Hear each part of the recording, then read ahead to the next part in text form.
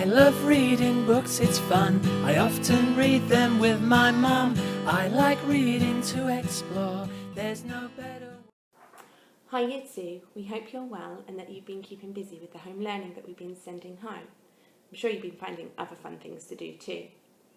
Today we thought we'd do something slightly different. We thought we'd do our learning together. It's a bit different to our normal learning though, isn't it? Today we're going to be looking at how to improve our writing using fronted adverbials and expanded noun phrases. Now we've done both of these at school before, but we thought we'd do it together and recap our learning. I'm sure you can remember plenty of fronted adverbials. Today we're going to be looking at how we use fronted adverbials at the beginning of our sentence to make them sentence openers, and they're words to describe how something happens. Okay, let's get right to it. Okay, here's my really boring sentence. She walked through the town. I like the fact I've got a capital letter, and I like the fact I've got my full stop.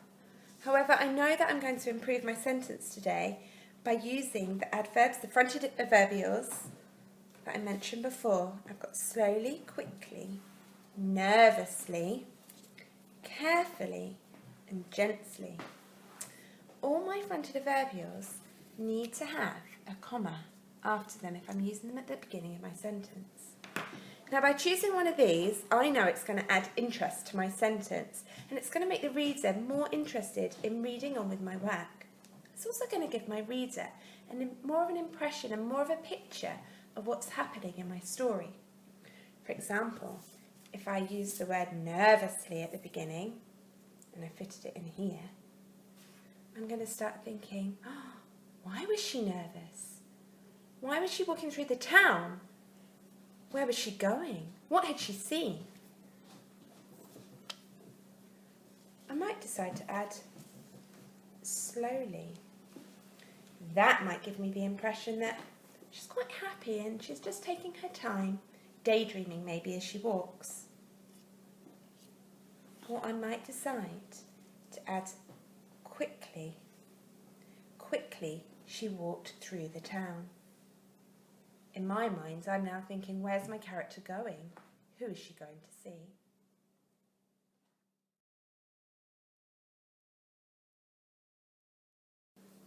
Now that I've chosen my fronted adverbial quickly, I rewrote my sentence because I needed to take away that capital letter and put my new capital letter here. And remember, when we have our fronted adverbial, we need to follow it with a comma. Quickly she walked through the town. Now here and here, I'm going to want to put two adjectives so that this becomes my expanded noun phrase. Now as you would have seen from the picture in the PowerPoint on the slide before, you had a picture of a town, a city actually. So I thought about different words to describe my city. I've got big, I've got noisy. The picture didn't look peaceful, but sometimes cities can be peaceful. Crowded.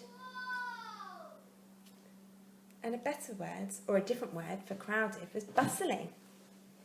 Now, although I could use big because big is an adjective, I think I could probably think of a better word for big, and I know you definitely could. Large, enormous. But the ones that I felt that I wanted to go for were, I couldn't use peaceful and crowded. They don't really match, do they? Peaceful gives me the impression that it's very quiet and there's not many people. There was a lot of people in that picture, so I'm going to go for crowded. And because there are a lot of people, I imagine it's going to be quite noisy. Quickly, she walked through the noisy, crowded town.